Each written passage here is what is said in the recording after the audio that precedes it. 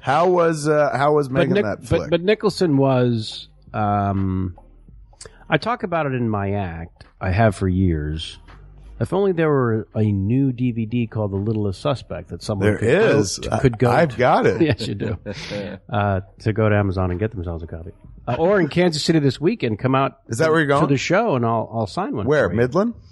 No. I think I'm at the Improv in Kansas City. Yeah. So, pretty sure. So let the Phelpses know, dude. They'll come pick at you. More people show up. Oh, nice. They can be your marketing partners. We've learned that over the years. Okay.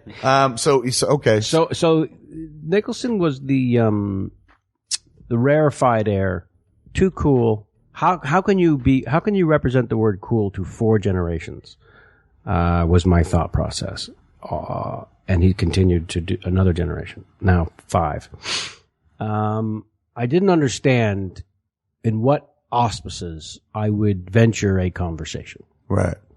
He was Mount Rushmore. He wasn't someone that I felt comfortable just walking up to and going, like, hey, Jack. Can you believe how bad lunch was today?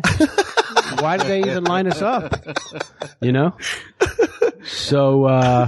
So he represented that to me. So I was very, very, very intimidated. Maybe more so than any other actor other than perhaps De Niro.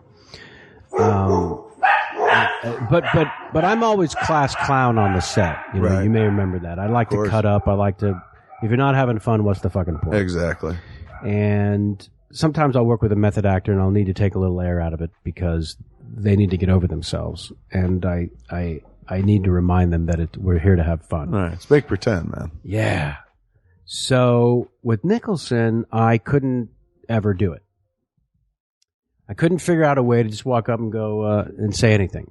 I would sort of back end to, oh, you guys talking about something? What's going on? You know, that kind that kind of oh my God, that's sort of loitering. And here I am. By the way, let's give a little more perspective. I am brought up to the majors in this film. I've come from the minors and some solid, decent work in the field. Yes. This is the show. This is the show. And in fact, Rob Reiner, the director, explained it to me. He said, look, Jack is going to probably hit a couple of home runs. Tom's going to be swinging for the fences in order to stand toe-to-toe.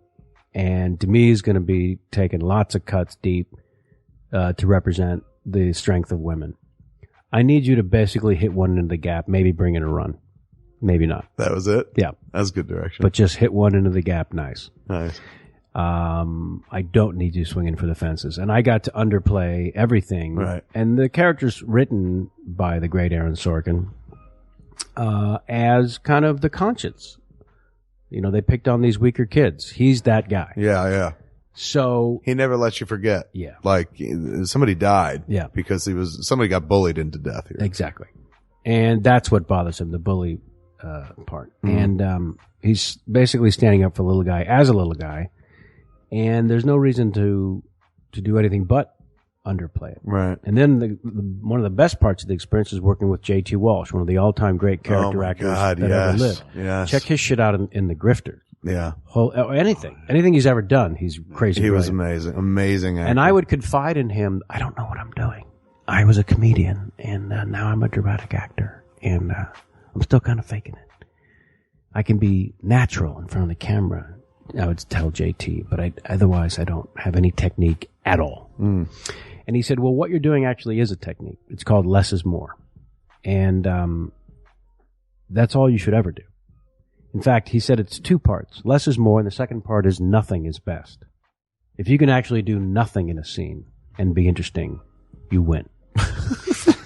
So I set out a mission in that film to do nothing in every scene. And some scenes I succeed for the wrong reasons. And I'm boring as fuck.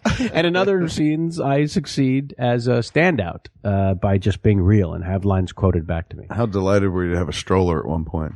Oh, yeah. You know what I'm saying? Yes. That's just something that you want to talk about doing nothing. Yep. And that's one of the lines that are repeated back to me. Really? Yeah. I said the baby said "pa" the other day as I'm looking in the stroller. And one of those moments where people just like a little nothing moment in the middle of this hurricane is what they hold on to. So I can't bring myself to talk to Nicholson during the shoot. I'm brought up to the majors. Tom and Demi, everyone treats me like an equal the day I arrived. I expected to be, when there were social gatherings while shooting, come to so-and-so's house this Saturday for Bruce's 37th. I know that's a cuss word around here, sorry. But he was married to Demi around at the time. Yeah. In happier days. In much happier days for everyone. So there were these social gatherings. And I expected to show up and be thrown a red vest and asked to park cars. And by the way, would have understood. Would have said, I get it. I'm the new guy. This is part of the new guy drill. I help park cars. People laugh as I take their keys. Aren't you in the movie? Yeah, I know. It's great, right? I'll see you inside in about an hour. The cruel sense of humor. Yeah, the rich and powerful. That would have been fine. But the fact that I, was treated instantly, hey, you're one of the players. Doesn't matter where we all came from. You're one of the players.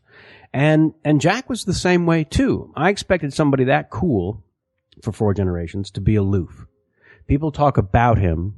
They don't talk to him. Right. Prom queen syndrome. Yeah. So I stayed away. And every now and then I would be privy to some moment because I had loitered into the conversation.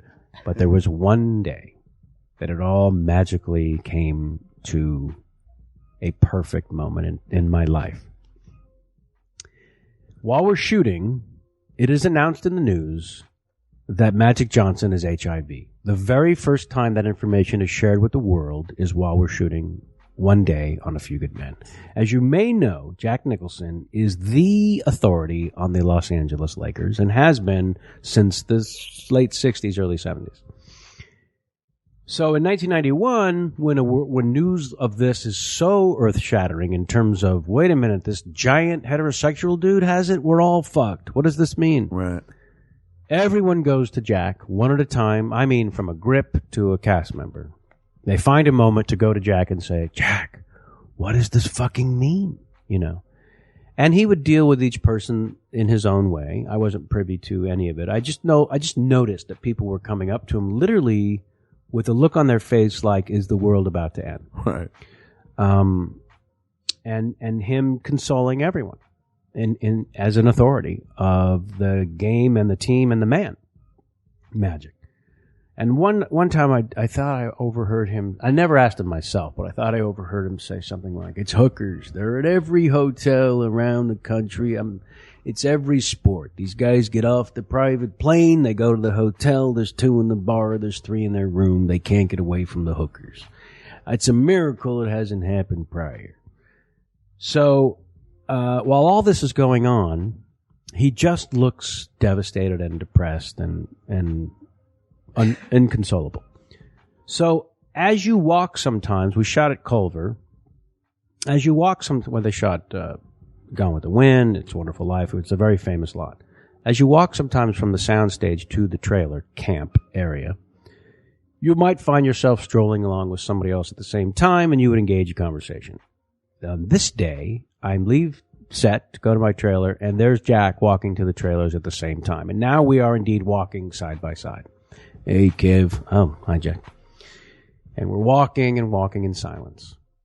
His trailer comes up, and we've been walking for a goodly amount. They're not right next to the soundstage. But his trailer comes up in the walk first, and as he approaches his door, he puts his hand on it, he stops. Oh, as we're walking, sorry. He keeps saying, it's surreal. It's just fucking surreal. This thing with magic, it's just surreal. So he gets to his trailer, puts his hand on the door, stops, turns back to me and says, you want to know surreal? I stop, perch my hands under my chin as if I'm 7 and Daddy's going to read from a book. Right. A book that I ask him every day, please, Daddy, read from this book tonight. Yes, Jack. Your version of surreal? I'd love to. Right. I'm doing this picture, Chinatown. Check, please. Right. I'm done. Yeah. I'm doing this picture, Chinatown. And I'm rehearsing this scene. I don't know if you've seen the film. There's this scene where I'm talking with John Huston's character, and he's going on about something. And as we're rehearsing, I see from behind him, about 70 yards away, walking towards the set, his daughter Angelica, who I had started banging about 6 weeks prior. Now, you have to understand, I love John Huston, would have killed for the man, and I'm not kidding. So I see Angelica, and I realize I hadn't figured out a way yet to tell the old man that I was banging his daughter. Mind you, if he had said, Jack, I need you to kill her, I would have done it. That's how much I worship the old man. And as I'm thinking about this like an idiot, I catch myself and realize I'm fucking in the middle of rehearsing a scene, and he's saying his dialogue. Stop thinking, Jack. Listen. And I get back into the scene of rehearsal just as Huston says a line of dialogue from the film, which is, Mr. Geddes, are you sleeping with my daughter? Now that's fucking surreal. And he spins on a dime and walks into his trailer.